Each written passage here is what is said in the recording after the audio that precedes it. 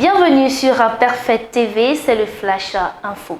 Les débats sur l'intelligence artificielle prennent de plus en plus de l'ampleur dans le monde entier. Cela a commencé en Occident dans des pays comme la Chine, la France, les États-Unis, pour ne citer que cela.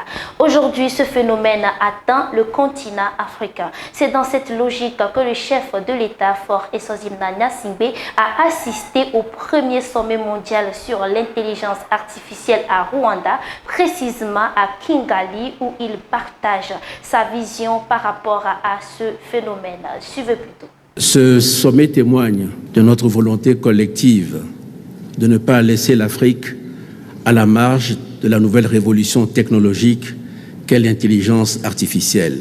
Dans un contexte international de plus en plus tendu, l'heure est au réalisme stratégique.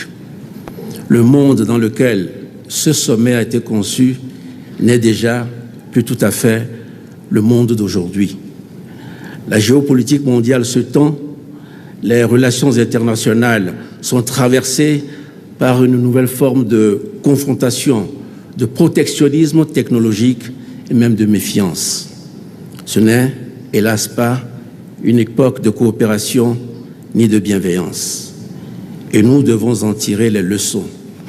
Dans ce contexte, il serait imprudent pour notre continent de fonder ses espoirs sur la seule bonne volonté et la générosité de nos partenaires. L'intelligence artificielle ne fera pas exception. Nous devons avoir une approche sélective, stratégique et adaptée aux capacités réelles de notre continent. L'Afrique ne pourra pas rivaliser avec les grandes puissances sur l'ensemble du spectre des innovations de l'IA. Cela n'est pas souhaitable non plus, car nos ressources sont limitées, notre avance technologique modeste. Avoir de l'ambition pour l'IA en Afrique, ce n'est pas essayer de tout faire, mais bien choisir ce que l'on fait. Nous devons identifier les domaines dans lesquels nos besoins sont les plus urgents, nos faiblesses sont les plus structurelles, mais aussi les domaines dans lesquels nos atouts sont les plus différenciants, nos réserves sont les plus stratégiques, nos efforts peuvent produire un effet de levier maximal. Je pense ici à 2 ou 3 secteurs clés de nos stratégies de développement, la santé, l'éducation et l'agriculture. C'est là que pour moi, les promesses de l'intelligence artificielle rencontrent nos réalités les plus concrètes. Sur ces sujets, je suis convaincu que l'Afrique peut devenir un terrain d'innovation pour elle-même et pour le monde. Retour au plateau, toujours au Togo, avec l'édition de la soirée haute couture Yas Fimo 228. Sur le podium, des mannequins ont défilé habillés par des stylistes venus d'un peu partout pour exprimer et faire valoir leur créativité. Les personnalités et publics invités étaient ravis et enchantés de célébrer la mode ici au Togo. Hors de nos frontières, à présent au Burkina Faso, les hommes de médias se familiarisent avec le maniement des armes à feu. L'objectif vous sera détaillé par BF1 Télévision. Nous sommes au centre d'entraînement des unités d'intervention de la police. Ici, vous pouvez le constater derrière moi, ce n'est pas une simulation, mais des tirs à balles réelles. Journalistes, communicateurs, professionnels des médias se familiarisent au maniement des armes.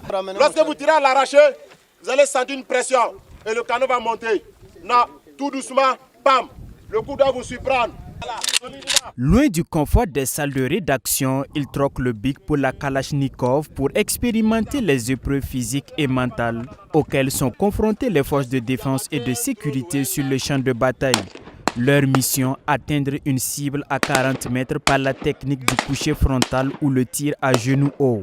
Entre rechercher l'œil directeur, maîtriser sa respiration et le contrôle de l'arme, certains journalistes réussissent à toucher leur cible après plusieurs tentatives.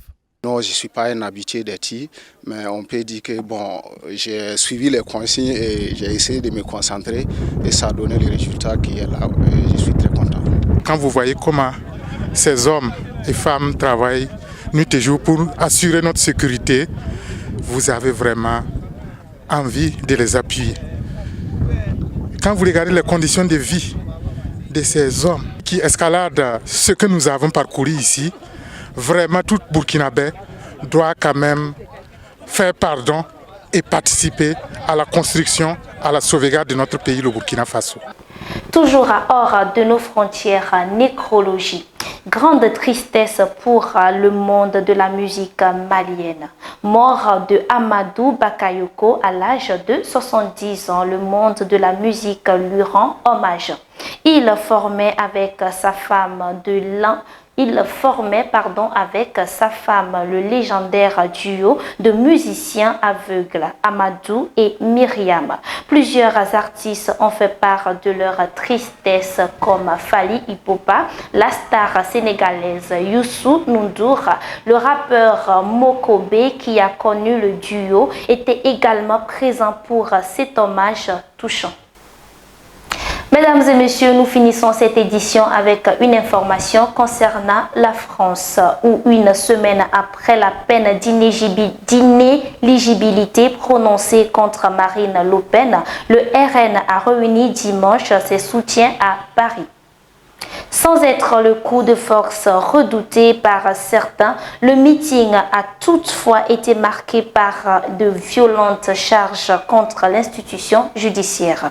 Une occasion également d'afficher l'unité du parti derrière sa candidate naturelle pour les prochaines élections présidentielles. Mesdames et messieurs, merci de nous avoir suivis et bonne suite de nos programmes sur Perfect TV.